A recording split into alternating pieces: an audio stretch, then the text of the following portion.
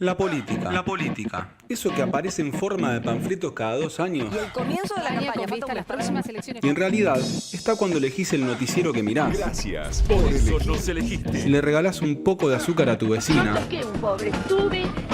O incluso cuando decimos. No, a mí no me interesa la política. No hablen de política. Un podcast que hace todo lo contrario. Todo lo contrario. Segunda temporada.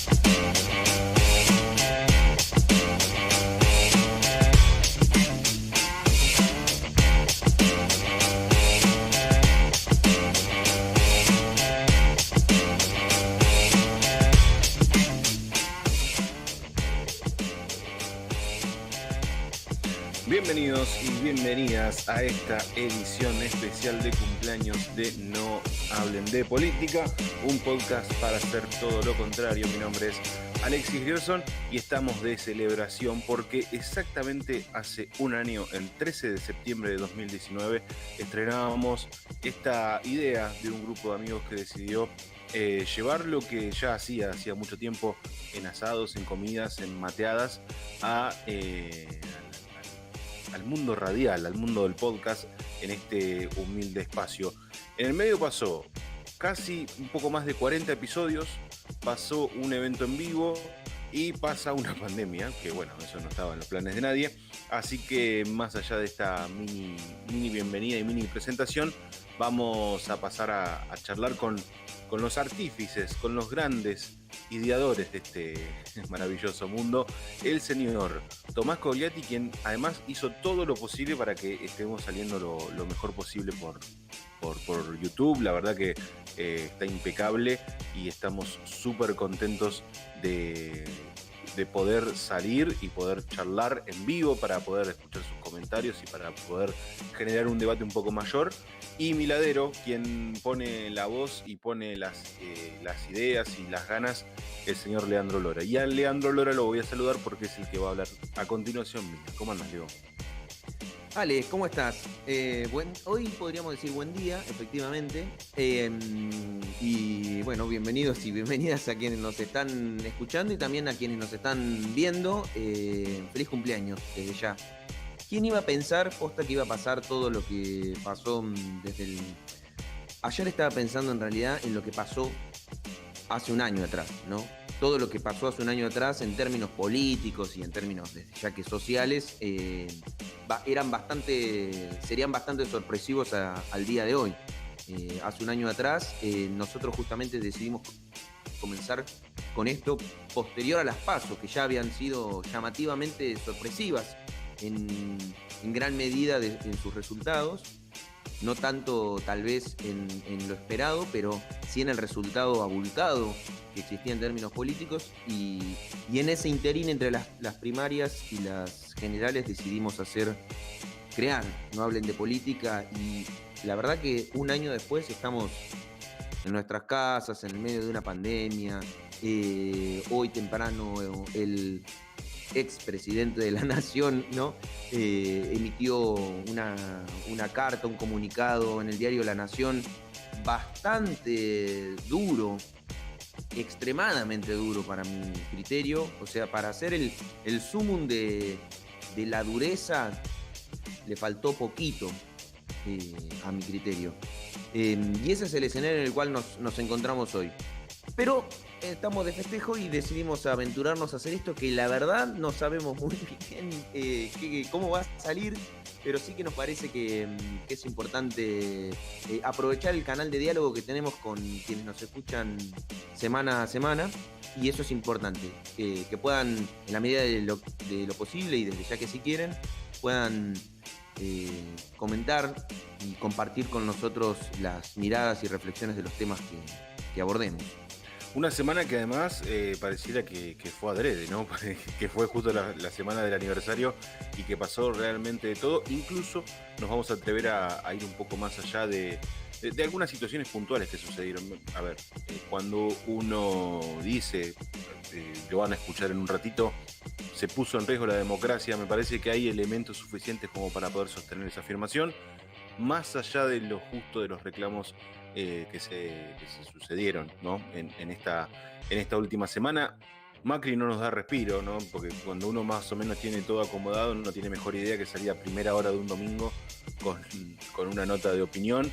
La vamos a discutir y les adelantamos dos cosas. Primero, que esto lo van a poder escuchar en Radio Universidad de FM 90.1 el lunes a las 7 de la tarde. Les agradecemos un montón a la gente de Radio Universidad que nos brindó un espacio a inicios de este año, sobre todo a inicios ya de la segunda temporada, y nos viene bancando todos los lunes, así que si no lo escuchaste hoy, lo podés escuchar este lunes a las 7 de la tarde. Eso por un lado. Y por el otro, si bien el episodio va a tener un formato bastante habitual de lo que venimos haciendo en esta segunda temporada, la variable más importante y más interesante es que vos podés participar, ¿sí? Tenés al costadito, ¿sí? En la parte de comentarios en YouTube, para poder sumar tu aporte. Lo puedes hacer por redes sociales, nos buscan en Facebook como No Hablen de Política, @nohablendepoli en Twitter y Hablen de Política en Instagram. En cualquiera de las tres redes no solo nos pueden compartir, sino también pueden sumarse al debate, a las charlas, a todo lo que les proponemos para esta jornada más que especial, particularmente sin nada para comer. La verdad que la torta de Carlos Saúl estaba tan buena que no llegó al domingo. Quedó hecha imagen nomás la torta de Carlos. Qué tiempos, ¿no? Los de Carlos. Bueno, lo hablamos en un episodio, igual no me quiero meter ahí porque me voy a meter en un pantano del cual no sé si vale la pena, porque además iba a hacer una comparativa y después me quedé pensando en algún, ¿viste? Cuando te des un flash de repaso histórico así veloz y decís, para, hay puntos que mejor no compararlos tan en caliente y amainar un poco las ideas.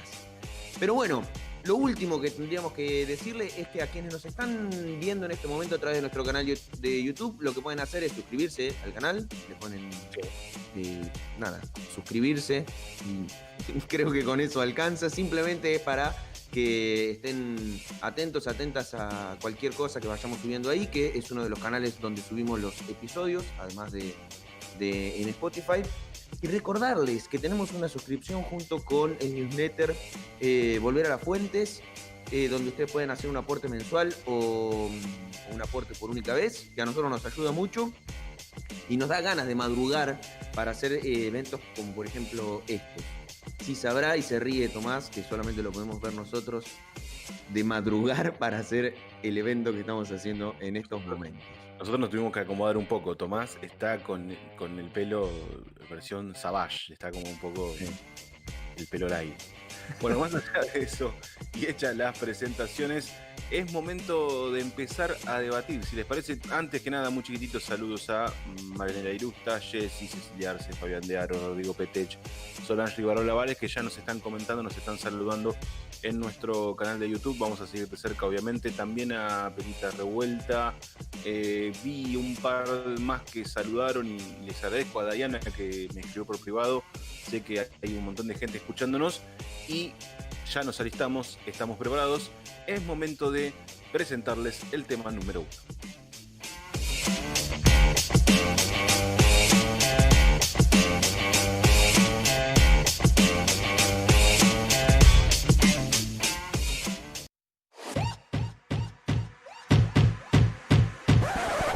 La policía te está extorsionando. Dinero. Un reclamo atendible y justo, con armas en la cintura. Estamos aquí frente a lo que es Olivos, más de 100 vehículos de la policía que estaban dando vueltas con las balizas. Ahora decidieron parar aquí sobre la avenida principal. La llamativa escalada y un rodeo a la Quinta de Olivos. Tienen que ayudarnos todos, porque muchos dicen que nosotros somos policías por cualquier cosa, nos escupen la cara, los patean, a todos nosotros los patean. ¿Hubo algo detrás del reclamo por los salarios de la policía bonaerense? ¿Es la primera vez que la democracia estuvo en riesgo o las instituciones volvieron a funcionar? La verdad que yo pocas veces vi esto. No, la verdad Yo no que lo vi nunca. impresionante. No, yo tampoco. El rol de la militancia aún en pandemia. Sedición es un término que una generación entera no escuchó nunca. Sedición es un levantamiento con el objetivo de derrocar. El antecedente más cercano que podemos tener en el tiempo y en la memoria es el episodio de Semana Santa de 1987.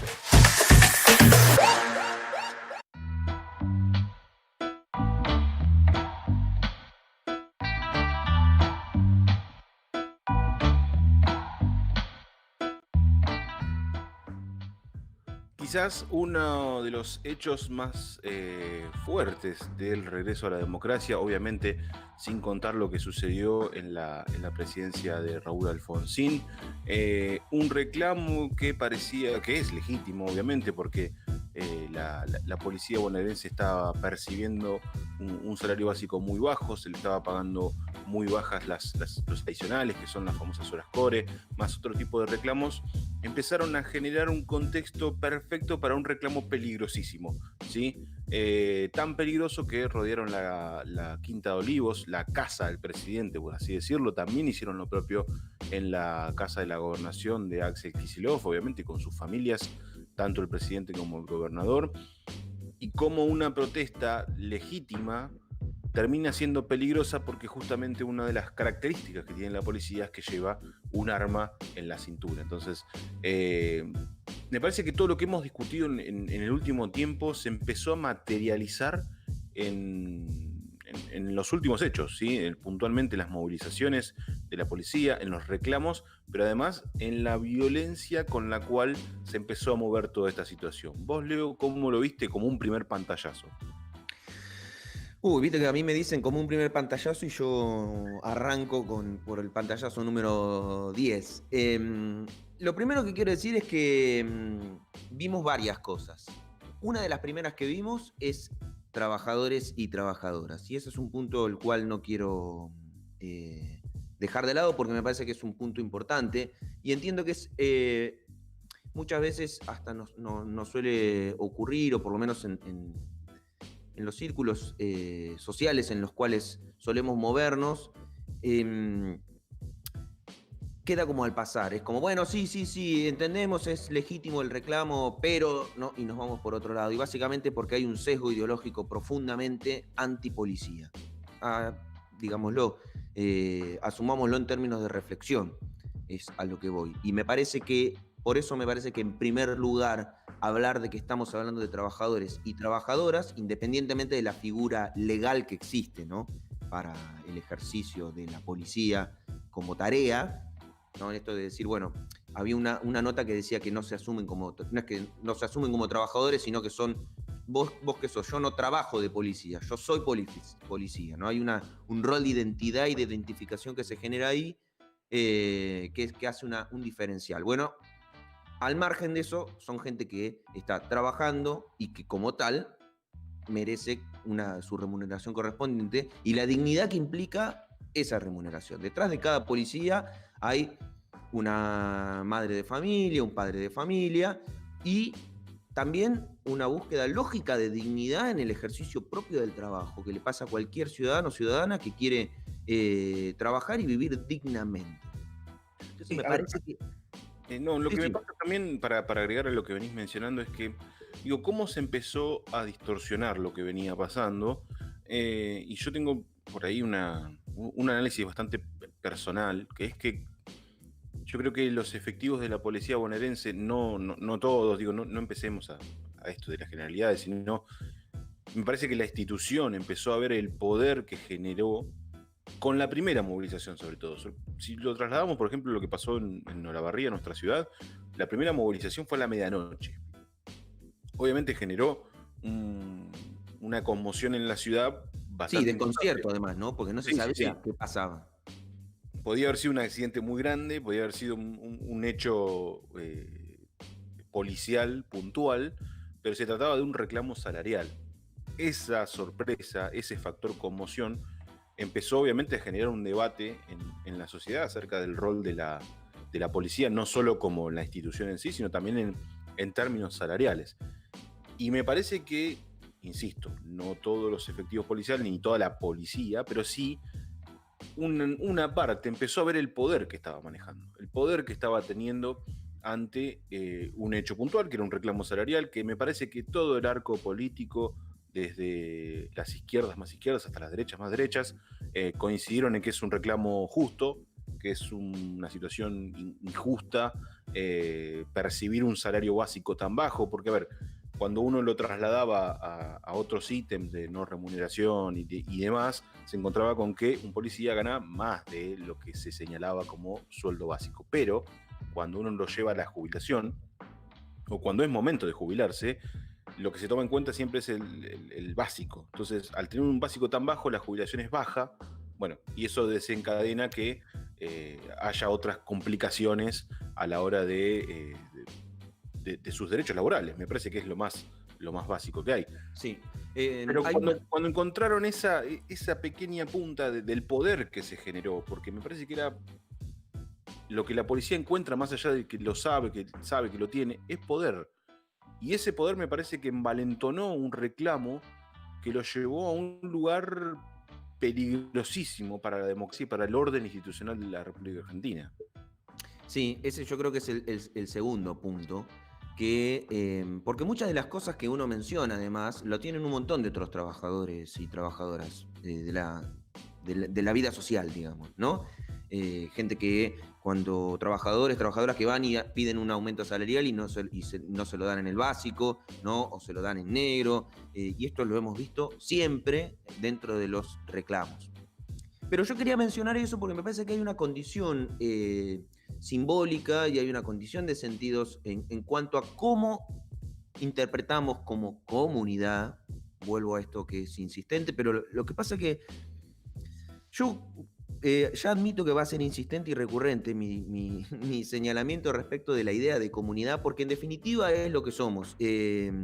Por eso vivimos y por eso estamos con las reglas que estamos. Y si no, no existirían las reglas que tenemos. Las reglas que tenemos, la Constitución, las leyes, los roles institucionales y sociales como policías, maestros,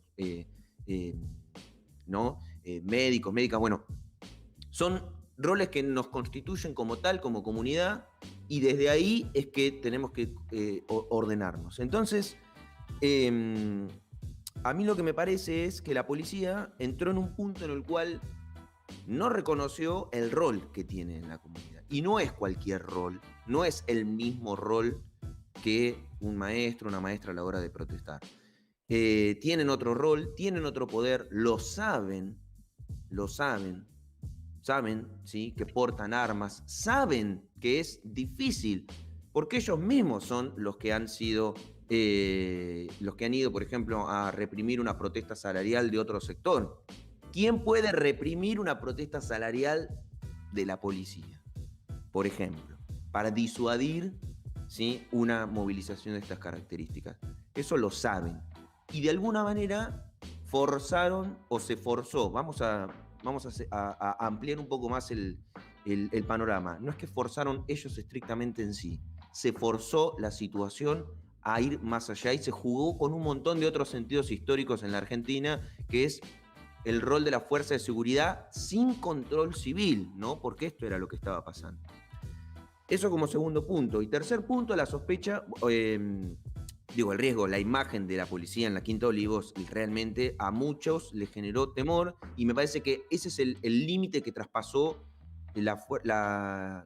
quienes decidieron llevar adelante estas acciones, ¿no? Sí, ya cuando la policía te mete miedo, no en términos de miedo por el ejercicio de la agresión y de la violencia que lamentablemente vemos a diario, sino en un reclamo organizado, pseudo organizado.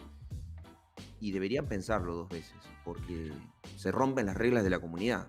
Sí, ya de por sí que la policía haya rodeado la casa del gobernador era peligroso. Me parece que acá, entramos en el otro punto del análisis que mencionábamos en la presentación, que es el poder de las instituciones, y una de las instituciones más importantes que se movilizó, al menos en las redes sociales, fue la militancia. La militancia exigiendo repudios, exigiendo que la política salga a decir lo que está aconteciendo está mal y es peligroso. Digo, no es casual que haya analistas, sobre todo de politólogos y analistas políticos, que digan que este hecho puntual que sucedió durante la semana fue uno de los más peligrosos desde el levantamiento Cara Pintada. Digo, nos tenemos que retrotraer a 1987 para entender la gravedad y lo peligroso que fue lo que aconteció durante la semana. Y ahí es donde yo rescato el rol de la militancia, el rol, aunque sea por redes sociales, digo, estamos en un contexto de pandemia y no tengo ninguna duda que si la militancia hubiera visto esta situación, se hubiera salido a las calles, ¿sí? Se hubiera organizado para manifestarse, así como aconteció en la famosa el beneficio del 2x1 para los genocidas. Bueno, en esta situación hubiese pasado algo similar. Lo que pasa es que estamos en pandemia y ahí es donde arranca el rol de las redes sociales y de la exigencia de la dirigencia política de salir a repudiar el hecho. Hay otra dimensión interesantísima de análisis, ¿no? Las redes sociales no equiparan ni por asomo al rol de la calle. La política y la discusión en Argentina y en el mundo se suele resolver en la calle. Hay un mecanismo de presión social o el ejercicio de la presión que está dado de manera corporal, físico, es en la calle. No importa si vos sos primera tendencia en Twitter. Si esa primera tendencia en Twitter no se traduce en una expresión popular masiva donde el ejercicio de la presión social directa, ¿no?, de los cuerpos en la calle, no se hace sentir, quien tiene que tomar decisiones o quien tiene que modificar rumbos o lo que sea, no ocurre. Digo, en todo caso la tecnología funciona como vehículo de mensaje, pero se tiene que traducir en una acción concreta física en el espacio público. Eso me parece interesante. Ahora, la militancia se hubiese manifestado. Efectivamente, la militancia se hubiese manifestado si no hubiese existido la pandemia. Pero primero, la verdad que no es esa la Argentina que uno quiere. No quiere uno la Argentina de la policía manifestándose y un sector de la sociedad yendo a manifestarse en contra de la policía, ¿no? Porque ¿qué escena se hubiese corrido el riesgo de ver, para ser un poco más específico, ¿no? ¿Cuál es el riesgo que se corre con eso? Sin embargo, ocurrió a la inversa. Y esto también es parte del análisis. Hay un sector de la sociedad que, en vez de advertir el riesgo que implicó simbólica, institucional y fácticamente hablando, que es que la policía armada proteste, haga uso de los móviles policiales y demás, se manifieste, en vez de condenarlo, fue a apoyarlo. Y acá es donde entra un límite muy finito, que es cómo se... A ver, hay una dimensión del antigobierno actual que se expresó en las manifestaciones de la policía. Sin ir más lejos, ¿no? El expresidente de la Nación, Mauricio Macri, hoy sacó un comunicado, una nota, un mensaje. Habla del levantamiento policial, habla de lo que implicó simbólicamente que la policía haya ido a la Quinta Olivos. No, ni lo menciona. Entonces, hay cosas que sí habla de lo que pasó el 17 de agosto. Exacto. Y es más, y alienta a que pasen esas cosas. Entonces, cuando vos ves que hay cosas que no se condenan, si no se hace una expresión de llamado de atención a que eso pase, ¿cuál es el límite? En todo lo que está pasando, ¿cuál es el límite? Y eso es un riesgo muy grande, porque además después construye discursos que se traducen electoralmente y que después son propuesta electoral. Y yo creo que hay algo de lo que pasa con el reclamo de la policía que es para tener atención, que es el reclamo violento. De alguna manera, lo que pasó con el reclamo policial es una representación simbólica del reclamo violento que está existiendo en muchos lados, pero particularmente para hablar de la Argentina, y podríamos ampliarlo si queremos hablar de el ejercicio de la violencia, del crecimiento de los discursos violentos en el mundo, pero estamos en nuestro país. Y está la imagen de ese, no sé si la has visto, la imagen de un chico que grita desaforadamente en la calle donde está el departamento de de Cristina Sí. Fernández de Kirchner, grita pero desaforadamente. O sea, es como si lo hubiesen invitado a desahogarse, ¿no? Como tipo, te invito a un parque de diversiones donde podés desahogarte, romper cosas. Y, Uno ¿no? de los memes que se generaron es que le dijo, entre otras cosas, le dijo cualquier barbaridad, pero le decía malvada. Cual novela de princesa de Disney le decía malvada. Le decía malvada. El meme, pero obviamente que eso es lo más liviano, hubo cosas más fuertes. Claro, bueno, y sin embargo, toda esa agresión existente que la venimos viendo, que está caldeada y que se traduce en discursos agresivos, en expresiones agresivas, en manifestaciones agresivas, con mensajes y carteles agresivos y demás, de repente aparece una que es armados. Está bien, era por un reclamo salarial, pero en el contexto en el que estamos aparecen armados. Pasó como una oleada así de, che, pará, ¿qué había dicho el expresidente Eduardo Duhalde hace unos días atrás? Duhalde tenía razón. Pasó como una oleada así medio, che, ¿estaba delirando o dijo algo así? Eso quedó ahí como una cosa extraña. Y lo último que quiero decir, porque ya sé que es extenso, pero bueno, estamos en un vivo, y de paso aprovechemos a que alguien, si quiere hacer algún comentario, nos lo vaya haciendo saber, es que la tecnología está ayudando a construir, a masificar discursos que antes no se masificaban tan fácilmente, ¿no? En los tiempos en los que estamos viviendo es mucho más fácil poder brindar tu opinión y sobre todo organizar detrás de tu opinión. Lo que estamos haciendo nosotros, por ejemplo, en este momento y desde hace un año, es algo tan simple que antes no era tan fácil hacer. De hecho, antes era prácticamente imposible contar con un micrófono, y no digo esto, digo, simplemente con el de la computadora podés salir y tener tu voz. Hoy podés tener un micrófono, tener tu voz, cámara, edición, casi tener un programa de televisión en internet, ¿no? O algo similar, tener un montón de seguidores, gente que te escuche y demás. Y es lo que pasó con, ¿cómo es el chico este que lo citaron 3 veces? ¿Quién? No, el Presto. El famoso Presto. ¿Qué es lo que me llamó la atención del famoso Presto, sin meterme en el caso en sí? Es que su discurso, que es bastante agresivo y bastante violento, cuando termina de declarar, hace un vivo donde había más de 20.000 personas mirándolo, junto con un montón de otra gente más, que tiene en internet discursos, y son youtubers y demás, libertarios, ¿no? Liberales y demás. Esas posiciones que tienen una fuerte presencia están en franco crecimiento, como cualquier otro discurso que tiene hoy la posibilidad de masificar su discurso. Hay un punto en la intolerancia de la convivencia, y acá vuelvo a la comunidad, ¿sí? Hay un punto en la intolerancia en la convivencia comunitaria que debería llamarnos la atención. No es que en otros pasajes de la historia anterior de nuestro país no ocurrieron, pero la verdad que tal vez, y esto nos pueden ayudar quienes nos estén escuchando, tal vez sí sea sorpresivo para nosotros, o por lo menos para mí, que para mi generación es francamente llamativo un nivel tan creciente de intolerancia, y de una intolerancia que pareciera no tener vuelta atrás. A mí como generación, me llama la atención. Tal vez alguien más grande me dice, no, flaco, en este país desaparecieron 30.000 personas, antes de eso habían bombardeado la Plaza de Mayo, o sea, hay un montón de expresiones de intolerancia extrema en la Argentina, pero yo no las viví. ¿Esto es normal, si se quiere, o estamos ante situaciones que se pueden evitar? Y ahí es donde viene la reflexión.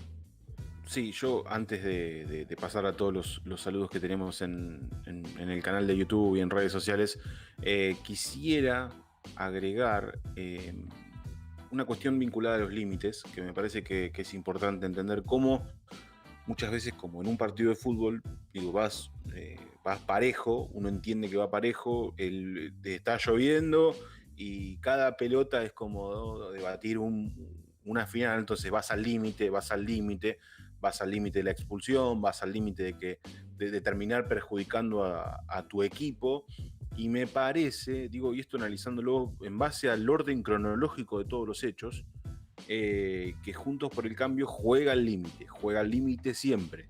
Esta vez la estiró yo creo que era una pata importante de la institucionalidad, porque, a ver, mal o bien, es el partido opositor más importante que tiene la Argentina hoy. Entonces, su repudio por el hecho, por la policía rodeando las casas del gobernador y el presidente, era importantísimo, casi que fundamental para sostener una institucionalidad. Rápidamente, desde horas del mediodía, se empezaron a conocer los diversos repudios y las manifestaciones en torno a el rechazo a esta medida que tomó la policía, que incluso mismos efectivos policiales horas después se empezaron a dar cuenta de que había sido un poco excesivo. Me parece que, por eso yo insisto en que la institución policía tuvo algo que ver, no tanto los efectivos policiales. Muchas veces en el tenor del reclamo un efectivo agarra un patrullero y va, digo, en la desesperación, o en la necesidad o en la identidad que le genera ciertos reclamos, comete errores. Lo que pasa que, insistimos, el error de un policía es que está grabado porque tiene un arma en la cintura, entonces eso complejiza un poco más. Pero volviendo al tema institucional, me parece que se complejizó cuando el repudio de Juntos por el Cambio no llegaba, y obviamente un sector político empezó a apuntarlos como responsables o como dirigentes que estaban fogoneando la situación, cuando muchas veces, sin manifestarte abiertamente, lo estás haciendo. Y ese me parece que es el clic del límite. Y bueno, termina llegando el repudio, no les obliga, llegó, pero llega un segundo antes de que Alberto Fernández hable con este mensaje con intendentes y creo que estaba el gobernador y ministros de su gabinete. Llegó ahí, justo sobre la chicharra. Mismo caso, bueno, el radicalismo, ahí me parece que habló más de una interna que tiene el radicalismo que el hecho en sí, porque primero legitimaron el reclamo, no repudiaron, después repudiaron, después dijeron que una línea interna armó el comunicado inicial, después, bueno, en fin. Pero me quiero quedar con esta variable, que es la variable límite. ¿Cómo van al límite hasta las últimas consecuencias? Pasó con algunas marchas que arengaron, pero después no arengaron, que reclamaron, pero después un poco se abrieron. Algunos dirigentes decidieron no adherir, otros sí. Bueno, esos límites son los que muchas veces generan estos riesgos. Los riesgos institucionales, los riesgos democráticos, por así decirlo, cuando se podría haber desactivado rápidamente un comunicado a las 3 de la tarde, aún esperando el mensaje del presidente, que fue cerca de las 7, un poquito más. Me parece que se hubiesen solucionado un montón de cuestiones. Por eso yo quiero quedarme con cómo muchas veces se hace política con los límites, que no deja de ser válido. La verdad que no, digo, más allá de que uno pueda decir el repudio llegó tarde, es una interpretación mía, quizás para aquel simpatizante o adherente de Juntos por el Cambio, dice, bueno, es correcto que haya llegado ahí porque esperaron que haya garantías de que el presidente presente una solución y bla, bla. Esperaron a comprobar a ver si efectivamente hacían un golpe o no. Claro, bueno, eso es ya otro margen para la interpretación que es bastante válido, por cierto. Pero quiero avisarte que puse el cronómetro, cosa que es un detalle que lo hacemos cuando grabamos. Hoy estamos en vivo, pero lo puse igual porque dije, podemos abusar del vivo. Sí.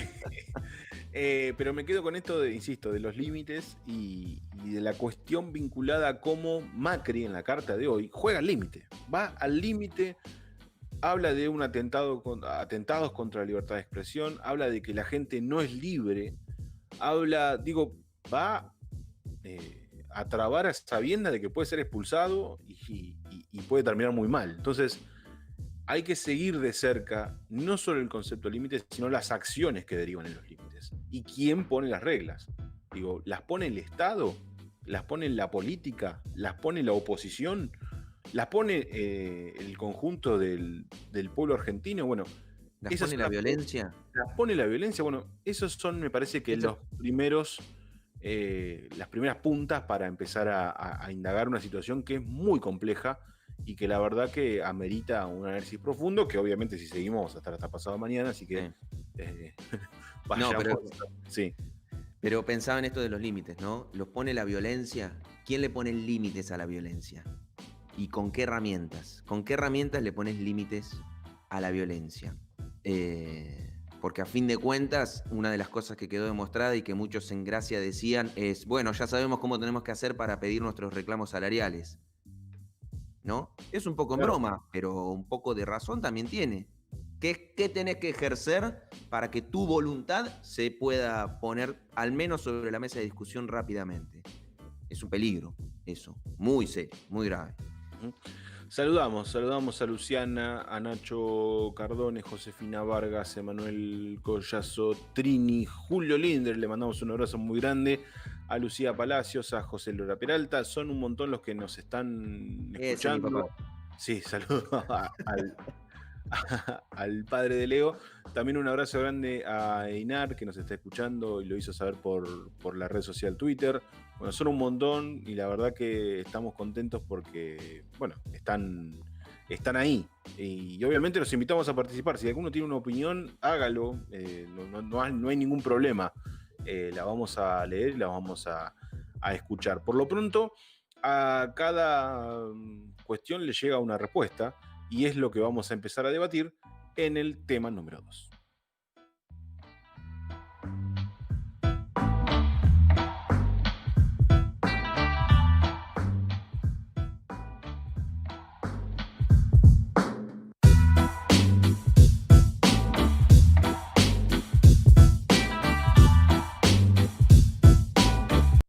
Coparticipate.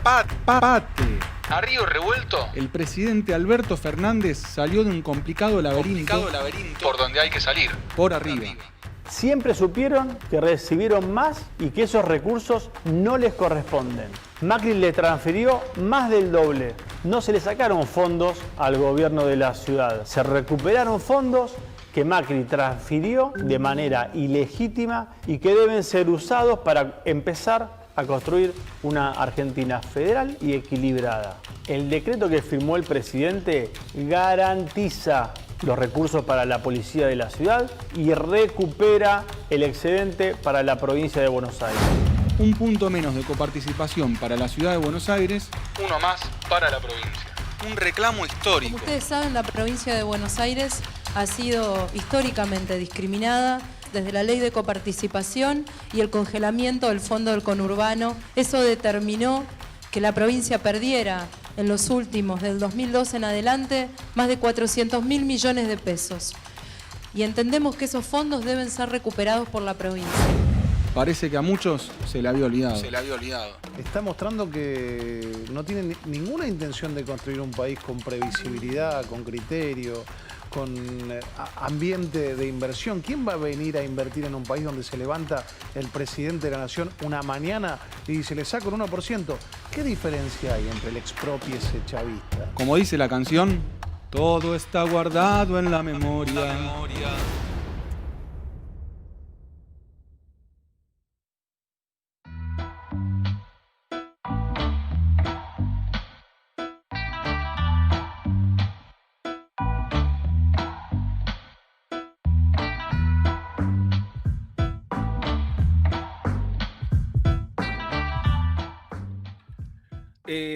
Es una frase un poco genérica que aplica perfectamente a esta situación. Cuando estás en un laberinto, la mejor salida siempre es por arriba, porque vas a ver mejor el panorama y porque además vas a salir. Una contundente respuesta del presidente Alberto Fernández al reclamo policial, que generó otra polémica, obviamente porque vivimos en Argentina y así es más divertido, que es quitarle un punto a la ciudad autónoma de Buenos Aires de la coparticipación y dárselo a la provincia de Buenos Aires, que básicamente no es una respuesta a un conflicto vinculado a la policía, es una respuesta a la gobernación Vidal. Porque María Eugenia Vidal ya venía solicitando este regreso del punto de coparticipación y finalmente lo cumple Alberto Fernández. ¿Cuánto para charlar acerca de la distribución económica de nuestro país? ¿Cuánto para charlar acerca de la federalización de los recursos? ¿Y cuánto para charlar del rol de Horacio Rodríguez Larreta? ¿Y cuánto para charlar de Alberto Fernández? Sí, claro. Porque Una de las cosas que fue interesante ver de lo que pasó con lo que hablábamos del tema anterior, ¿no? Con la policía, fue para mí cómo juega la política en su planteo estratégico, ¿no? Del tema anterior, por ejemplo, para mí hay un momento de quiebre que es cuando la policía va a la Quinta de Olivos y empieza a distorsionar el reclamo que inicialmente era relativamente sencillo para muchas voces, decir, es un reclamo salarial, hay que acompañarlos, ¿no? Cuando la policía va a la Quinta de Olivos, cambia, hay un antes y un después en ese momento, en términos políticos, no en términos estratégicos, en términos de cómo se juega. Y a partir de ahí, el discurso, lo que ocurre, lo que pasa, empieza, a mi criterio, a jugar a favor del gobierno, porque empieza a encontrar un elemento de expresión que enturbia el reclamo, ¿sí? Que empieza a generar sospechas, además, mucho más fuertes de las que había antes, porque decís, che, la policía tuvo 4 años de recesión y nunca reclamó con la magnitud con la que la está haciendo hoy, y encima ahora se está manifestando en la Quinta de Olivos, es como, ya esto es preocupante, preocupaba a TEN y demás. Bueno, acá pasa lo mismo, más allá de que es una continuidad, ¿no? Es cómo juega la política, y a mí me parece que es una jugada casi perfecta, o es una jugada muy interesante de la política, es la mejor jugada posible, tal vez. Tal vez la ideal hubiese sido que se solucione el conflicto del reclamo de la policía, no sé, de alguna otra manera mágica de donde se pudiera conseguir dinero. Eso hubiese sido tal vez la perfecta, la impecable, no hubiese tenido ningún tipo de cuestionamiento. Esta es una opción y es la posible, porque abre un nuevo capítulo, un poco viene consolidando lo que nosotros venimos charlando, ¿no? En los episodios anteriores. Ya hay un antes y un después en la relación política en la Argentina, hay un inicio de camino electoral que es largo, todavía falta, pero ya se empieza a vislumbrar. Y a mí hay algo que me resulta fascinante de lo que pasó con esta decisión de Alberto, se planta ante la situación, tiene un dejo de autoridad presidencial de decir, bueno, vamos a poner solución sobre este problema. La solución sobre este problema que vamos a hacer es algo que ya venimos charlando, que eso es real, ya es algo que ya se sabía, que se venía hablando. Vamos a recuperar, porque esto es importante, una cosa es decir quitar, otra cosa es recuperar. Es, ¿no?, el discurso entre le quito un punto a la capital federal o recupero un punto que tenía de más la capital federal para la provincia de Buenos Aires. Ahí siempre hay una disyuntiva discursiva en la pelea política en cualquier parte del mundo. Bueno, en la Argentina muy específicamente se ve casi todas las semanas. Pero ¿esto qué hace? Y esto... Yo lo que digo, una de las discusiones es, ¿esto fue pensado, no fue pensado? ¿Fue planificado el devenir político? Porque, seamos honestos, la decisión que toma Alberto Fernández, casi que todos los acontecimientos que van a continuar eran bastante obvios. Digo, yo no me imagino que Alberto Fernández no haya pensado, o el gobierno nacional no haya pensado que lo que iba a hacer Larreta es lo que hizo. Estaba obligado, es como en una jugada de ajedrez, vos decís, yo hago este movimiento para que tenga que inevitablemente moverse para el otro lado. No puede no hacer eso. O sea, si vos decís que vas a retirar un punto de coparticipación a la capital federal y el movimiento esperado del otro lado, ¿cuál es? Y voy a tener que salir y decir que voy a ir a la Corte Suprema. Ese es obvio. No hay forma de que no haga eso. Nadie podría decir que Larreta iba a salir a decir, bueno, la verdad estamos felices de que el gobierno nacional haya retirado un punto de coparticipación que sí nos había dado de más. No existe, mucho menos en política. Por ende, a lo que yo voy me inclino por la posición de que ya lo sabían. ¿Y esto qué es lo que hace? A mi criterio, soluciona un problema fundamental en la provincia de Buenos Aires. Primero, el inmediato, el que no podía seguir estirándose más, lo soluciona. Lo soluciona por un lado, que es con la policía, ¿no? Policía, calmar, seguridad, provincia de Buenos Aires. Axel Kicillof, figura importante de la política dentro del Frente de Todos. Se soluciona ese problema. Tú, cambia el eje de la discusión. El eje de la discusión, o sea, cambió rotundamente, hizo así la discusión. Dejó de ser la policía TUC y pasó a ser coparticipación. Acá hay una cosa re interesante para mí. Coparticipación implica la discusión del federalismo. Aparece una carta de la gran mayoría de los gobernadores y gobernadoras de la Argentina manifestándose a favor. Y juega con una disyuntiva, y esto incluso hasta podríamos tomarlo con la discusión que veníamos anteriormente. Abre una nueva discusión dentro de una grieta histórica que tiene la Argentina. La capital federal y el interior. Lo escuchamos al gobernador de San Luis diciendo a los porteños, no me acuerdo cómo fue que dijo, pero la verdad que quien haya recorrido, y sobre todo para quienes vivimos en la provincia de Buenos Aires, ¿no? Alexis, vos fuiste a Mendoza, fuiste a Misiones, sí, ¿no? Bueno. Quien haya ido a cualquier otra parte del país que no sea la capital federal, cuando uno les dice que es de Buenos Aires, por ejemplo, ¿no? Ah, porteño, es una de las cosas que suelen decirte. ¿Y cuál es nuestra reacción? No. ¿Cómo vas a decir eso? No somos porteños, somos bonaerenses. Es todo lo mismo, te dicen. Claro. Ese punto, en lo simbólico, en lo cultural, en la raíz histórica de la Argentina, es con lo que opera Alberto Fernández. Y para mí tiene más cosas. Primero, lo sube a la carrera, a Larreta, definitivamente, porque lo pone como se tiene que plantar. Estoy enojado, dice Larreta, ¿no? Estoy enojado. ¿Cómo no lo voy a estar? Pero tiene que negociar con el perfil que él tiene. Pero bueno, estoy enojado, pero el diálogo no se rompe, pero hay algo que qué sé yo.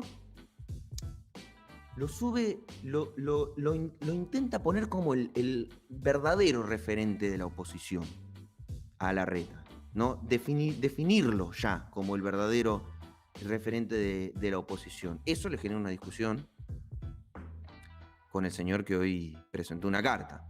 Por eso me parece una jugada interesante. Pero, perdón, lo último. Sí. ¿Cómo lo sube a Larreta? Lo sube a Larreta en un porteñismo extremo. Porque no lo sube como el referente de la oposición en clave nacional. No lo sube como un referente de la oposición en clave del federalismo. La verdad que escuchar hablar de federalismo a la capital federal, y es complicado, no es un discurso que cuaje demasiado. Para el sentido común, digo, ¿no? Más allá de que la capital federal puede hablar de federalismo, pero digo, la capital federal hablando de federalismo es como medio extraño. Lo sube a la carrera, lo sube como el referente de la oposición, pero en un porteñismo extremo, no como referente nacional. Al contrario, todo el resto de los gobernadores dicen, sí, bienvenido sea. Y eso es un juego interesante, porque al mismo tiempo que uno dice, bueno, ya está al frente de todos, dijo la capital, tomá, te entrego la capital, como te la vengo entregando ya hace ¿cuántos años? Tomá, sin el peronismo en la capital federal, tomá, te la regalo. No vale la pena ya discutir ahí porque no nos quieren, nos hacen cacerolazos, nos hacen manifestaciones y demás. Hacen bullying. Claro, nos hacen bullying. Listo, me voy con el resto del país. Para mí juega y opera por ahí en un amplio sentido. Sí, coincido. Yo agrego una cuestión que es, bueno, el reclamo histórico de la devolución de ese punto de coparticipación para la provincia de Buenos Aires. Hay que señalar que, digo, la distribución también depende de un montón de factores, entre ellas lo que tiene que ver con la población. Digo, la provincia de Buenos Aires es la provincia más grande del país y ahí nomás viene Ciudad Autónoma de Buenos Aires, que es un distrito en sí mismo. Está considerado como una provincia. Entonces, me parece que ahí arrancan algunas cuestiones vinculadas a la redistribución poblacional, digo, y la redistribución de la coparticipación, entendiendo que hay provincias que son más chicas, pero que territorialmente son grandes o tienen injerencias diversas, y eso hace que la coparticipación se empiece a distribuir de ciertos modos. Hay una realidad muy clara, que es que la provincia de Buenos Aires es gigante, es muy grande. Lo hemos corroborado sobre todo con la pandemia, esto de dividir la provincia en AMBA y en el interior, y aún así en el interior hay una realidad muy compleja en torno, por ejemplo, a la pandemia del coronavirus. En ese contexto me parece que es atendible claramente ver cómo Capital Federal es el distrito más rico del país, entendiendo cuánta cantidad de dinero se destinaría para cada ciudadano, el famoso PBI per cápita. Y entonces uno hace ese análisis, hace otros análisis más mundanos, que son los de, bueno, en Capital Federal todo el tiempo se hacen obras arriba de obras en lugares donde las cosas están bien. Obras. Bueno, ¿por qué no empezar a priorizar esas obras o empezar a tener un plan estratégico de las obras y destinarle dinero a una provincia que está en materia de infraestructura está muy atrás, muy complicada, y ni que hablar en el término salarial? Digo, hace un par de días, después del acuerdo con la policía, rápidamente todos los sindicatos estatales salieron a decir, bueno, todo muy lindo con la policía, pero nosotros venimos pidiendo paritarias desde el principio de año, y primero que por la pandemia, después porque no hay dinero, después no tenemos nada. Y entre esos sindicatos están los médicos, si lo trasladamos a todo lo que es el personal esencial y a una parte fundamental de la gestión de la pandemia. Entonces, si uno lo traslada a todos esos análisis, es entendible. Y hay uno más, que es el reclamo lo llevó adelante María Eugenia Vidal, ex gobernadora de la provincia de Buenos Aires, del mismo signo político que el presidente de ese entonces, Mauricio Macri, y que incluso amenazó 2 o 3 veces con judicializar el tema, porque es un punto de coparticipación que le pertenece a la provincia y que obviamente le corresponde, y si te corresponde es más presupuesto, podés tener otro plan estratégico, sea Vidal, sea Kicillof, sea quien sea. Trasladándolo al análisis que venías haciendo vos, Leo, me parece que no es para nada casual que hoy Macri haya salido con esa nota de opinión. Si nos paramos en este tema puntual, me parece que es una reacción inmediata. Macri tenía que salir a hablar, porque claramente Alberto Fernández desde el inicio de la pandemia viene eligiendo opositor, y el opositor es Horacio Rodríguez Larreta. Los números lo acompañan, los números en materia de encuestas y de sondeos de opinión. Y Macri, desde la finalización de su mandato el 10 de diciembre, es un compendio de errores, de yerros y de formas de meter la pata, pero también de estrategias, porque Macri, mal o bien, guste o no, es el dueño de la pelota en el PRO. Es el dueño del partido. Digo, si uno no estoy utilizando los conceptos de forma azarosa, digo, es el dueño, es el líder. Hay una forma de hacer política dentro del PRO que no es la misma que estamos acostumbrados a ver en el peronismo, en el radicalismo, si se quiere. Digo, el radicalismo por ahí tiene una forma más democrática, todo el tiempo de estar eligiendo autoridades, y esas autoridades toman decisiones y el radicalismo acata. El peronismo forma líderes, digo, y el líder se posiciona en diversas facciones de distinto tipo de ideología y termina siendo... Sí, yo no diría más democrática, diría tal vez un poco más abierta, sí, más participativa, más técnica, tal vez, un poco más...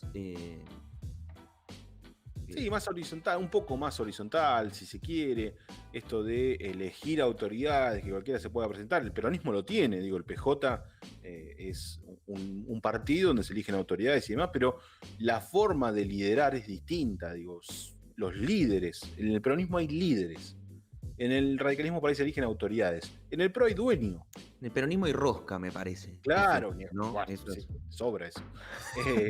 Sí, sobra, pero es lo que le da el poder. O sea, porque Claro. la política, en definitiva, el ejercicio de la política es confronto discursos, acumulo poder, ¿no? No es solamente el tecnicismo electoralista.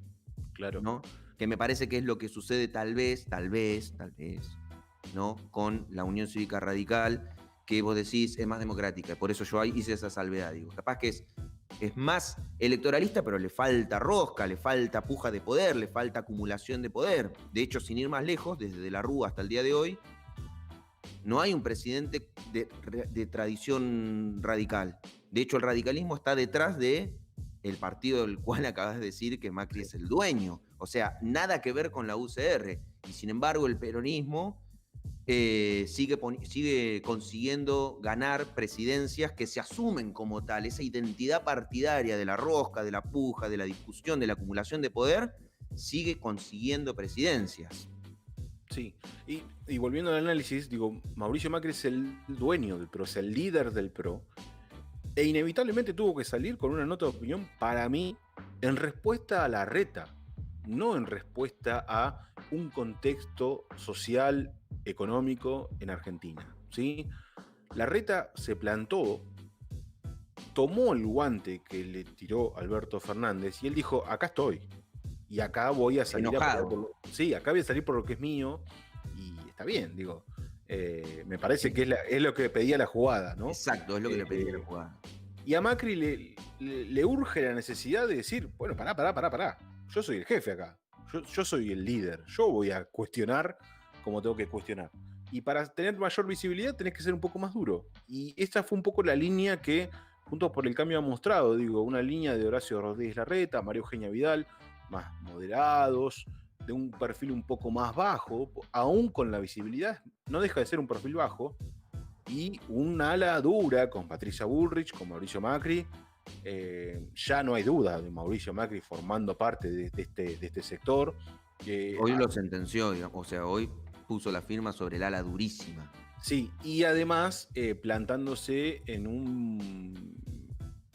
o sentenciando también, por ejemplo, la suerte de Marcos Peña, que es uno de los dirigentes más desaparecidos del último tiempo y que claramente está operando junto a Mauricio Macri en esta ala un poco más dura. Entonces, es interesante todo este juego, independientemente de lo que pasó con la coparticipación, que está claro que se va a judicializar, que va a tener un rol preponderante la Corte Suprema de Justicia. Entonces, ojo, y es muy interesante este análisis, con la cuestión política dentro de Juntos por el Cambio, y muy interesante movida del presidente Alberto Fernández de salir por arriba del laberinto, destrabar una situación muy compleja, pero al mismo tiempo jugar a la política, que es, creo que el mensaje final, digo, salir con política. Sí. No solo de una situación, sino también en gestión. Y con justicia también, o por lo menos desde el plano personal, digo, me parece que también, y salir con justicia. Es decir, a ver, hay una situación desigual, que hay un desequilibrio económico importante entre los distintos distritos del país. Eso es real, lo ve todo el país, lo ve el país entero. Si el país entero no lo ve, entonces está atravesado, no sé, por los medios de comunicación, esto de creer que vivimos en la capital. No, vivimos en la provincia, en este caso en la provincia de Buenos Aires, y entendemos la complejidad, así que también es salir con justicia. Me parece que es bastante interesante. Así como también es bastante interesante la exposición de otros funcionarios, como fue el caso de Guado de Pedro, ¿no? Hizo una exposición extremadamente, a mi criterio, extremadamente clara y contundente. Jamás había visto un discurso así tan contundente de algún funcionario del gobierno. Claro, conciso, ¿no? Explicó por qué no es inconstitucional, por qué se hace en este momento, cuál es digamos, con un halo político muy interesante del ministro del Interior, que se empiezan a advertir en otras cartas. Les agradecemos a todos los que nos están escuchando. Un abrazo para Nacho Cerdera, Martín Rodríguez, Jorge Mariano Ferrari, Soledad Restivo, Maximiliano Gallo Cabrera. Un abrazo grande para Sole, ex compañeros en Radio Universidad. Manuel Collazo nos recomienda una nota para entender el escenario de conflicto en el que está la bonaerense. Después le pedimos que la compartan en Facebook porque por ahí en YouTube se va a perder. Y además agrega, hay un dato a considerar, este reclamo se dio después del anuncio del plan de seguridad que anunció Kicillof, que implica una importante inseguridad de fuerzas conjuntas. También se habló mucho de las fuerzas federales interviniendo en la provincia de Buenos Aires. Se habló también de una cuestión vinculada a todo lo que tiene que ver con infraestructura, pero no así tanto lo salarial. Entonces, digo, hay un montón de maneras de encarar el tema. Nosotros elegimos por ahí algunas. Si nos ponemos a encarar de todos los caminos de inicio, vamos a estar hasta las 3 de la tarde. No terminamos más. No, y no es la idea, al contrario. No. La idea es que puedan irse a almorzar en paz.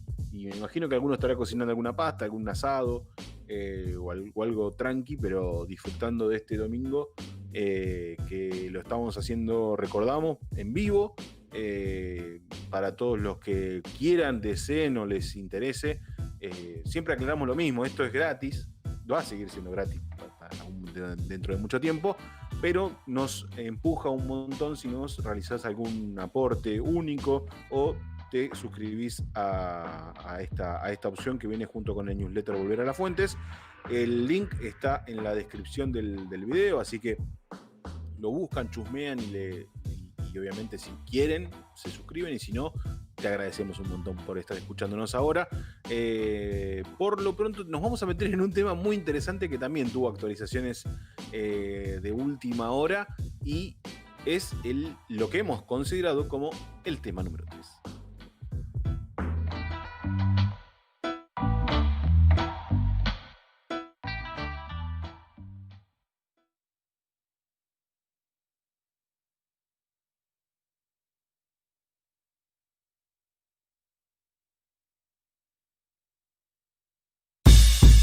Bueno, ¿qué le hace un encuentro social más al asunto?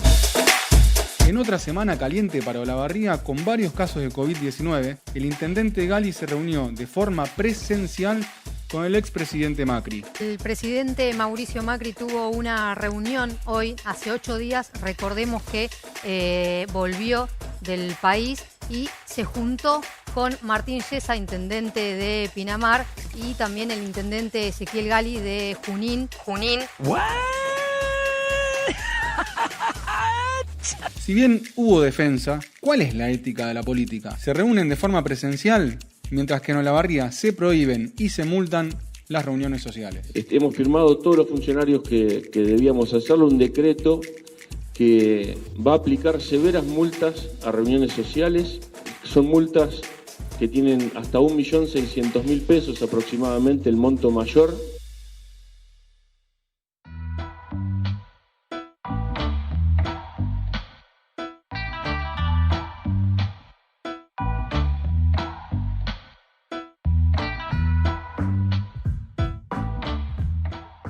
¿Qué tema el de la política juntándose? ¿Qué tema complejo? ¿Por qué la política se reúne en un contexto donde no se puede reunir? Voy a apelar a una frase archiconocida por todo el mundo, esa que dicen: esta reunión podría haber sido un mail, lo vamos a trasladar a este encuentro podría haber sido un Zoom. Durante la semana el expresidente Mauricio Macri volvió de Suiza, donde estaba realizando labores en la FIFA, y mantuvo un encuentro con 3 intendentes, entre ellos Ezequiel Gali de nuestra ciudad. Rápidamente aclararon que se dieron todas las condiciones sanitarias para que esto suceda, pero siempre está el cuestionamiento acerca de por qué.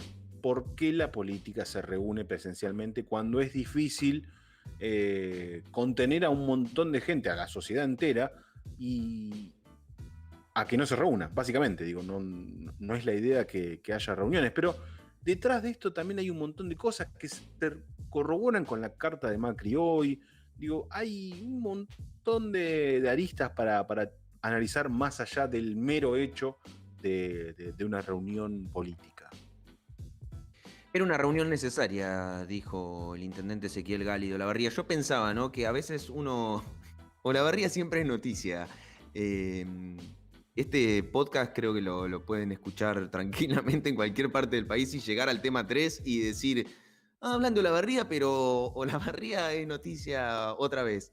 Bueno, yo no puedo no pensar esto de era una reunión necesaria. Tan necesaria era la reunión, tan necesaria, pero lo voy a decir de vuelta, tan necesaria para que tengas que encontrarte con una persona que está aislada, se supone, ¿no? Aislada, porque vino de Europa, está aislada, está en la capital federal, o sea, vos tenés que viajar a encontrarte con él al lugar en el que no, o sea, es complejo ir. Entonces, es como... Es extremadamente contradictorio con tu discurso de la semana pasada, donde dijiste vamos a poner multas si se juntan, pero al mismo tiempo vos te pones a pensar, ¿cuál era la necesidad? ¿Cuál era la necesidad de que no podías hacer esa reunión, no sé, por Zoom?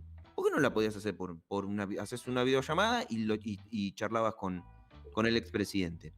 Entonces me quedo pensando, porque se pone mucho en riesgo en realidad la coherencia, ¿no? El riesgo sanitario, tu autoridad como intendente. Hay una discusión sobre autoridad esta última semana, la verdad, que desde la policía hasta el intendente que te dice que te multas si te juntás, pero va y se junta con una persona que tiene que estar aislada, con un nivel de contradicción y de falta de autoridad absoluto.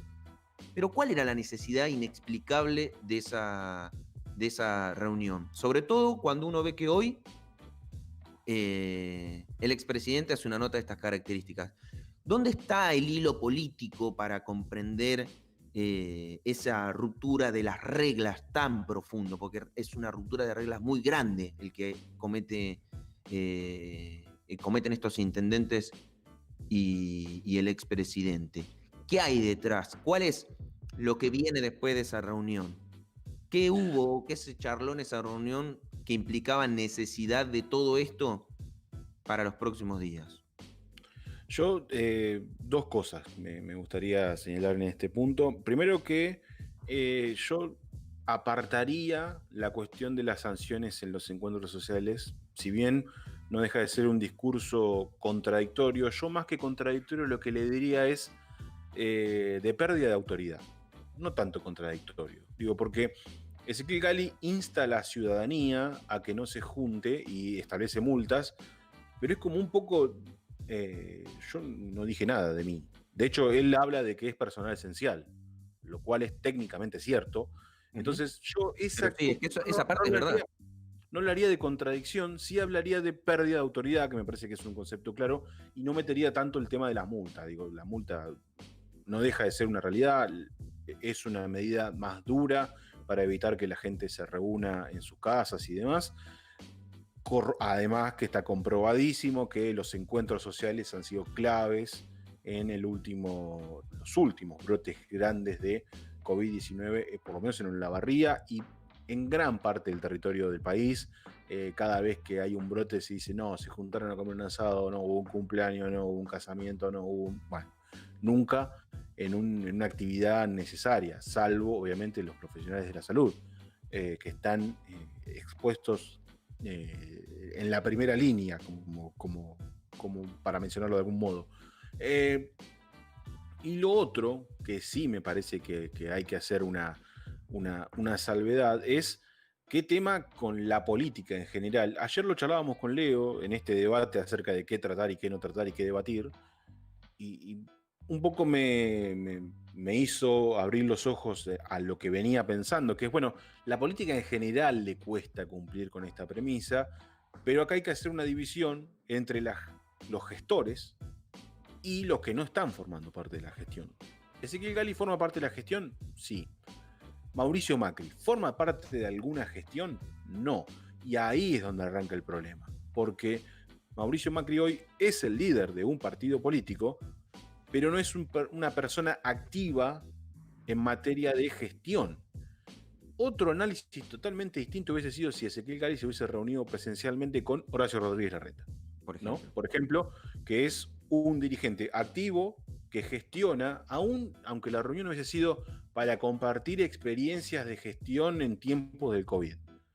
¿Son los dos personal esencial? Sí, son los dos personal esencial, y los dos gestionan. Entonces yo esa reunión la hubiese entendido, hasta la hubiese defendido, porque mal o bien el gobierno nacional también tiene sus reuniones presenciales con diputados, con ministros y demás, porque obviamente están gestionando, y insisto con la idea de que lo mejor es el Zoom, pero acá coincido. El intendente Gali habló en un programa llamado Reperfilar, que sale por el canal de Perfil, y ¿cómo le quedaron a muchos programas títulos de la gestión anterior, ¿no? Sí, de la gestión anterior, es que nos dio hits muy grandes.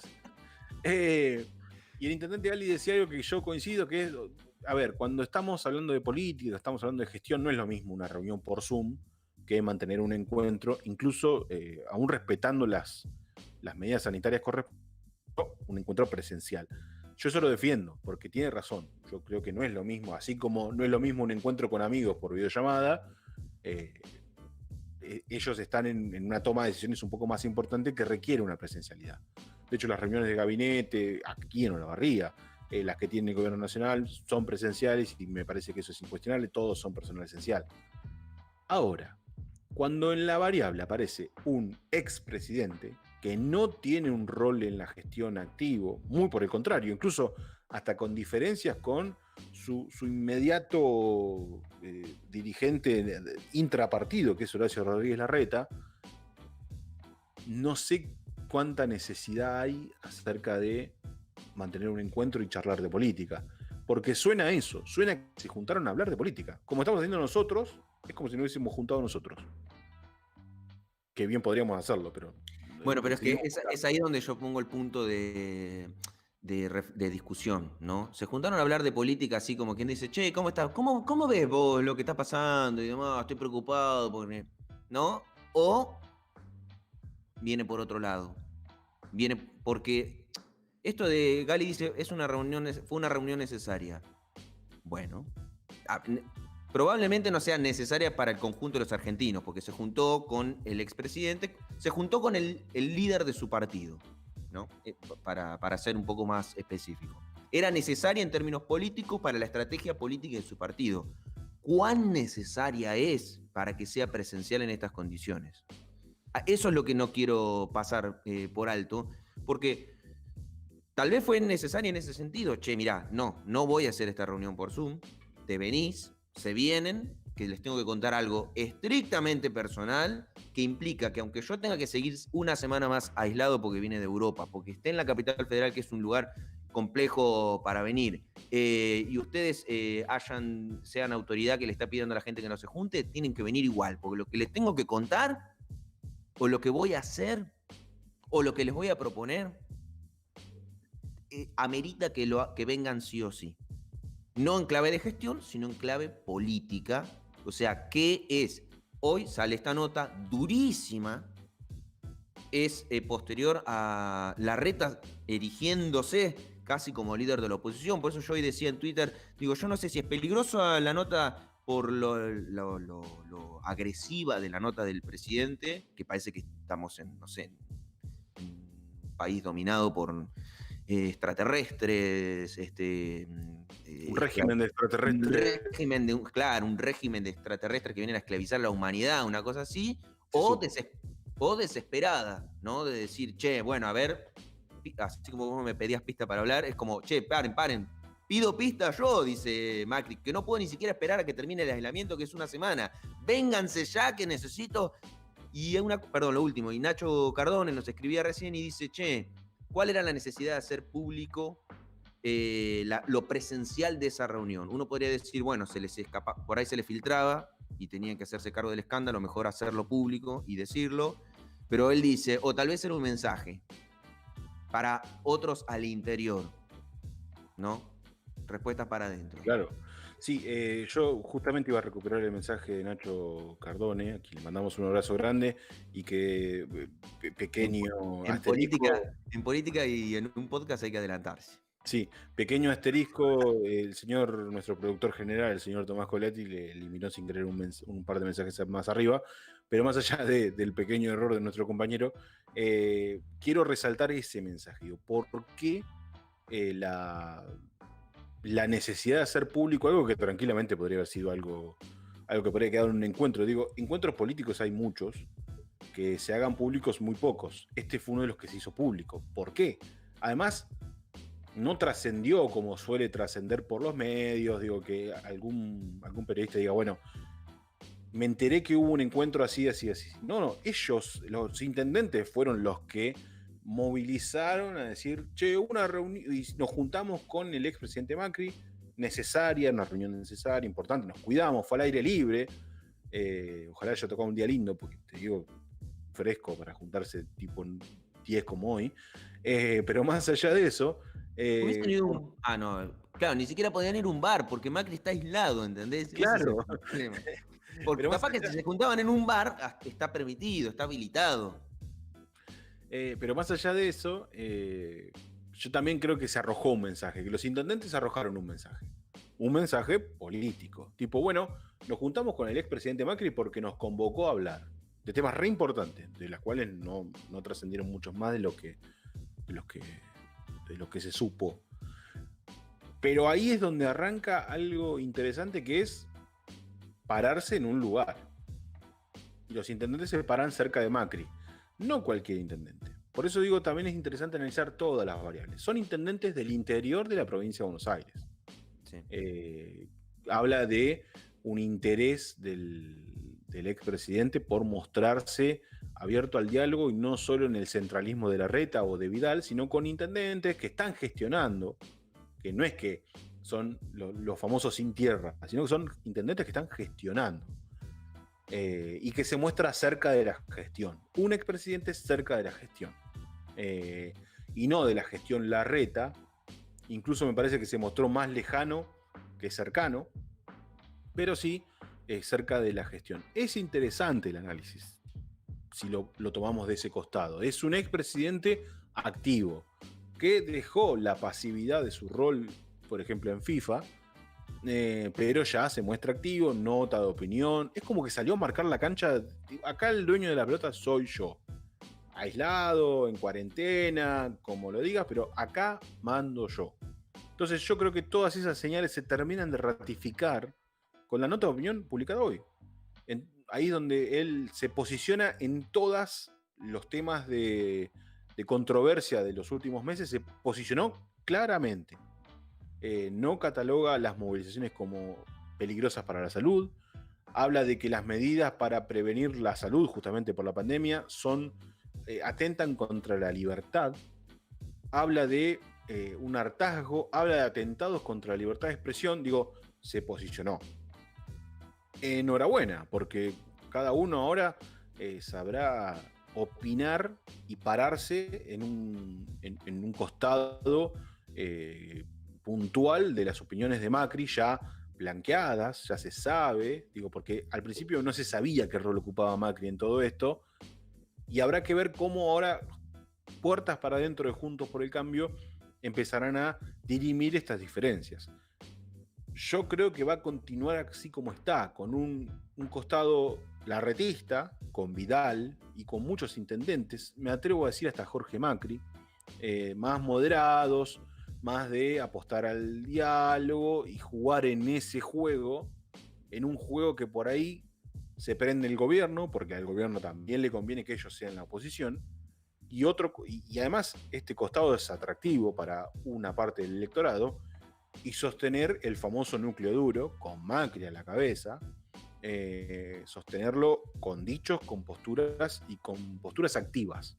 Eso también es atractivo para ese sector del electorado. Estamos en un contexto donde las coaliciones político-partidarias están buscando abarcar lo que muchas veces un solo partido no puede. Sí. Así como hablábamos del Frente de Todos, con Bernie por un lado y Juan Grabois por el otro, hoy te hablas de un Horacio Rodríguez Larreta y un Mauricio Macri. Una cosa para tener en cuenta para el próximo episodio, y que es un ejercicio que algunos ya están haciendo por ahí o que lo vi hace unas semanas atrás, es cuántos lugares se renuevan en las cámaras el año que viene. Para también entender cómo se va a ir tejiendo, porque yo pensaba, Macri es de Tandil, ¿no? ¿Qué rol electoral va a tener?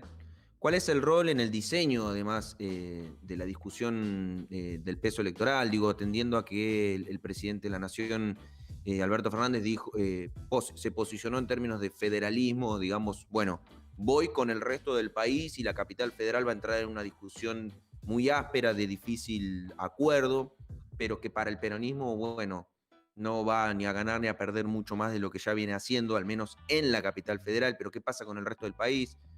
Potencialmente, ¿qué pasa con la provincia de Buenos Aires, ¿no? En términos electorales, ¿qué disputa se da ahí? ¿Cuántos legisladores, legisladoras entrarán en disputa? Sobre todo por todo lo que implica, ¿no? la política en las cámaras. Y esto desde ya que apelando a la discusión en términos institucionales con los niveles de agresión en los que estamos.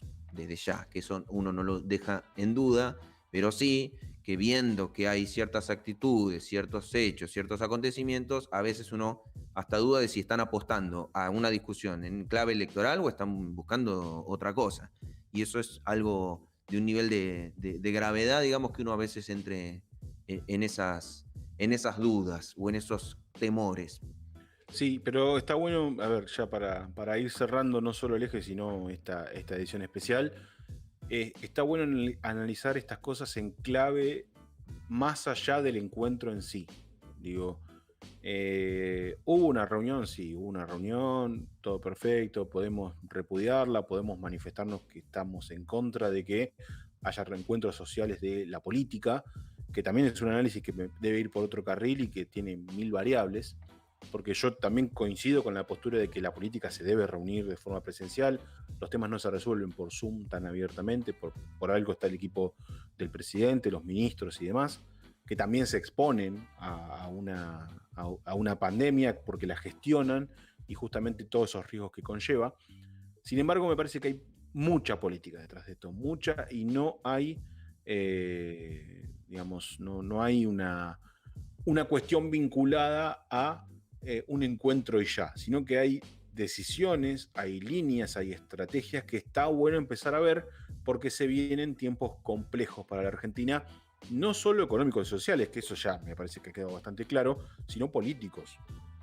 El año que viene va a haber elecciones, no se sabe aún el formato de las elecciones, uno entiende que si no hay paso, que es lo que se viene previendo y que se viene deslizando desde hace unos meses, si no hay paso es derecho, vamos derecho a una elección, lo cual es la que es una y la que vale, en fin, no hay, digamos, medias tintas, vas derecho.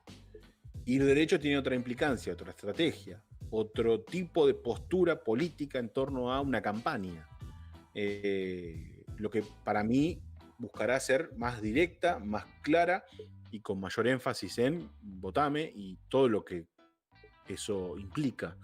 Entonces, es el momento de empezar a ver el horizonte.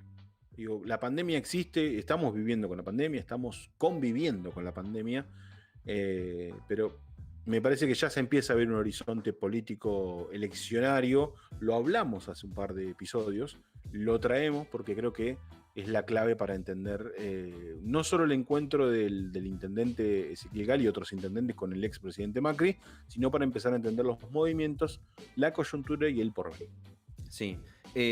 Caro Planes nos escribe ahí en el chat del YouTube, dice: el domingo pasado anunciaban la pretemporada de las campañas, esta semana ya estuvimos viendo el piloto, ¿no? Dice. Sí, yo más que el piloto diría el tráiler extendido. Viste que siempre hay un tráiler extendido que dura un par. La semana pasada era el teaser. Claro, esta semana ya fue el tráiler. Ni me quiero imaginar el primer capítulo, porque esto va a ser... Ah, es una serie, no es una película, entonces. Para mí va a ser una serie. Va a ser una serie. Sí, sí. Y esto recién empieza. Hay un programa que se llama así, es una de las frases que se dijeron. Me acaba de pasar algo que es que no me acuerdo qué es lo que iba a decir. Es algo peligroso, sí, puede fallar y es habitual. Un abrazo también a la gente de la ESI en Movimiento, que tiene un podcast que ahí nos comentaba en YouTube. Felicitaciones por este primer año y vamos por mucho más. De paso se lo recomendamos, la verdad que es una idea maravillosa, un proyecto un proyecto imprescindible, que es hablar de ESI en un podcast. Está muy bueno, le mandamos un saludo a Nube, a Trini y a Mary, que siempre nos escuchan y que nosotros empezamos a escuchar desde hace un par de semanas con el podcast. También lo buscan en Spotify, la ESI en Movimiento, y está bueno hablar de ESI, está bueno discutirla, y es también una forma de hacer política, así que es interesante. Gracias a Ciro Lora, gracias a Marcos Pascua, que nos felicitan por el aniversario. El señor Martín Rodríguez dice: pero a Yesa y Gali medio lo jubilaron a Macri, las declaraciones posteriores. Sí, coincido parcialmente, pero no deja de ser el dueño de partido, Macri. Digo, independientemente por la postura, yo creo que además mi postura personal es que Macri no se va a volver a presentar a un cargo eleccionario más. Es como el retiro de la política eleccionaria para el expresidente Mauricio Macri, pero no deja de ser el dueño del partido, no deja de ser el líder, entre comillas. Yo dentro del PRO me gusta elegir el concepto dueño, el dueño de la pelota, pase lo que pase, sea presidente Larreta, Bullrich o quien fuere, Macri sigue siendo el líder, y me parece que esa es una forma de mostrar el liderazgo. Independientemente del CEO, me gusta el concepto de Martín, el CEO de el PRO es Mauricio Macri, y yo creo que esa es una forma de demostrarlo.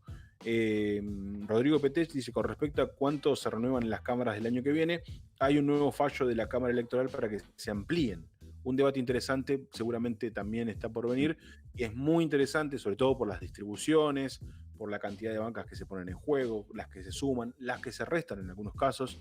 Eso es también un punto interesante. Yo creo que el debate más urgente, más allá de lo interesante que es la ampliación de las cámaras, es si hay paso o no. Hoy me parece que no hay. No solo porque hay una realidad concreta, que es que son muy costosas. No, hace varias elecciones que no definen nada y que no le terminan sirviendo a nadie. Simplemente es una gran encuesta, como siempre se dice, que no termina de definir alguna cuestión. Y me parece que en una elección de medio término mucho menos. Por lo cual creo que habrá una elección directa que tiene una implicancia interesante en las estrategias electorales. Sí. No me voy a acordar qué es lo que quería decir, porque no estoy seguro si era esto, porque entiendo que pasaba por otro lado, pero sí quiero hacer dos pequeñas cositas nomás para al menos cerrar mi parte. Quiero conectar lo de volver al tema de la policía, porque hay una reflexión que sí me parece, que es que está bueno pensar en utopías. Hay algo que decía Leandro Santoro, el legislador porteño, que yo sé que es muy cuestionado por muchos, particularmente compañeros en términos personales y políticos, ¿no? Pero él hablaba algo de no le digamos a la juventud que la política es esta mierda, decía, ¿no? Esto que se está viendo, sino que es la construcción de utopías, de la política como herramienta de transformación y demás. Y yo pensaba y digo, está lindo el mensaje, pero en el fondo también es esto, la política. El tema es combatir esto. Porque esto existe, esto está y hay que combatirlo. En ese sentido, y atándolo con lo de la policía, digo, hay cosas que existen. La policía existe.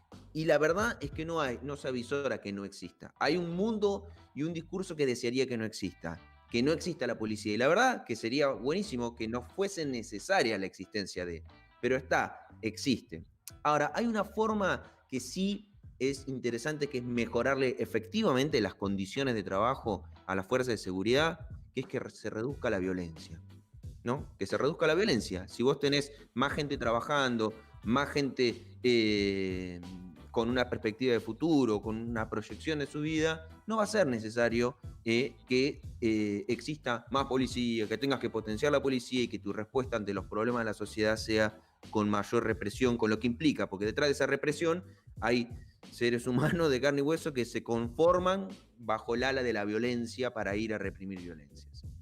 Y esto lo ato porque una cosa que nos estaban pidiendo desde el MTE, si podíamos mandarles un ayudo a apoyar la discusión que están llevando adelante con un convenio que quiere hacer la municipalidad con la Fundación McKinsey o Mackenzie o algo así. Qué buen inglés. Ya si arrancamos así, no yo digo, sino no en general, sí. La existencia, digo, de una fundación en estos sentidos que pretende repensar el reciclado, me parece que hay que apostar a lo que se está trabajando, que es muy fuerte, es muy bueno, lo charlamos en la entrevista que le hicimos la vez pasada a Emiliano Llorente, porque eso es parte también de las discusiones que tiene la política con lo que tiene que darle estructura y forma a las soluciones de raíz, de fondo, a las soluciones sociales de los problemas, y eso también tiende a reducir la violencia, no solo la violencia física, sino la simbólica, que es la que termina excluyendo y generando un ninguneo social, ¿no? Colectivo bastante agresivo. Eso. Sí. Bien, sí, lo mismo, digo, adhiero y coincido, me parece que son tiempos de pensar la política todo el tiempo, de repensarla, no de reperfilar, pero sí de repensarla, y de y de entender que tiene elementos buenos a rescatar y elementos malos para debatir y discutir, y por eso estamos ofreciendo este espacio, que en realidad es insistimos, siempre es como la esencia del podcast. Somos un grupo de amigos que lo que hacíamos antes, en la vieja normalidad, que es juntarnos a tomar mate, a tomarnos una cerveza, a comernos un asado y a hablar de política, trasladarlo a un mecanismo en formato podcast, que además nos gusta, es algo que a los tres, desde nuestros lugares, leo yo desde la experiencia en radio, desde el amor que tenemos por la radio, Tommy el amor que tiene por la radio, además el amor por la técnica es impresionante. De hecho, a la fuerza se está enamorando. Sí, de hecho todo lo que están viendo es gracias a él. Pobre Tomás, sí. Yo a veces me siento culpable. Y a todo esto, mucho es gracias a los que nos escuchan, a todos ustedes, que la verdad que todos los domingos comparten en redes, nos dejan un mensaje, una opinión, se suscriben. La verdad que le agradecemos a los 40 y moneditas de personas que se suscribieron al mecanismo de suscripción, que para nosotros es un empujón enorme y nos pone muy, muy contentos. Para ello, además, queremos agradecer a la gente, a la librería de usados La Popular, que nos regaló un montón de libros para sortear, y lo vamos a hacer durante la semana, entendiendo que ya estamos muy jugados sobre el tiempo y que queremos que se anoten y que todo el mundo participe, y lo vamos a hacer por las redes sociales. Recuerden que la librería está abierta sábados de 10 a 18 horas de corrido y los domingos de 15 a 18, pero además trabajan en redes sociales, librería-de-usados-la-popular, o buscan librería de usados La Popular en Instagram, La Popular Libros Usados en Facebook, y pueden reservar por mensaje y hacen envíos gratis en nuestra ciudad, en Olavarría. Así que cualquiera pueden ver que tienen, porque en Facebook además suben la fotito de los libros, reservarlos y tenerlos en su casa. Está en Coronel Suárez y Riobamba, es la librería exclusiva de usados de Olavarría. Así que le agradecemos un montón a los chicos que nos regalaron libros, que los vamos a estar sorteando en la semana. Después vamos a hacer una fotito linda y la vamos a compartir en redes. Aparte nos regalaron un montón. Sí, creo que este es el concurso donde todos vamos a ganar. Claro. me pasó tener ese tipo de cosas. Bueno, buen programa de aniversario, nos dice Carmelo. Tengo una amiga, Nati, que dice que no le llegó el link de este mes de la suscripción. No entiendo bien, pero quiero decirle públicamente que ahora le voy a consultar a ver qué es lo que me está queriendo decir con que no le llegó el link. Y como siempre, bueno, yo simplemente agradecerle a Tommy, que está del otro lado, se quemó los pelos todos estos días para que esto salga. Es complicado que él pueda salir a hablar ahora, pero ya lo hará en algún otro momento. Así que bueno. Lo hacen los ejes, lo hace. Lo hacen los ejes, es verdad. Che, bueno. Le potenciamos ese costado actoral que tiene. Sí. Imagínate lo que vendrá. Si lo potenciamos así hasta acá, que se prepare, porque. Un abrazo para Ezequiel Alonso, un abrazo para Manuel Collazo. Se armó toda una charla con Nacho Cardone y Martín Rodríguez en nuestro canal de YouTube. La verdad que estamos inmensamente agradecidos por todos los que se sumaron en esta transmisión. Insistimos, la van a poder escuchar al lunes a las 19 por Radio Universidad, y esto va a quedar en Spotify, va a quedar en YouTube. La verdad que lo van a poder volver a escuchar cuando quieran. Para nosotros es importantísimo haber cumplido un año, porque la verdad que fue una idea de si pasa, pasa. Fue una concreción de ganas que teníamos y que se derivó en esta locura. Ya era una locura cuando juntamos un montón de personas en Chamula, a quien también le mandamos un abrazo grande y un deseo de que pronto puedan encontrar una sede para poder seguir funcionando. Ya era una locura ahí. Imagínense ahora que somos 40, 50 personas escuchando un vivo en YouTube un domingo a la mañana.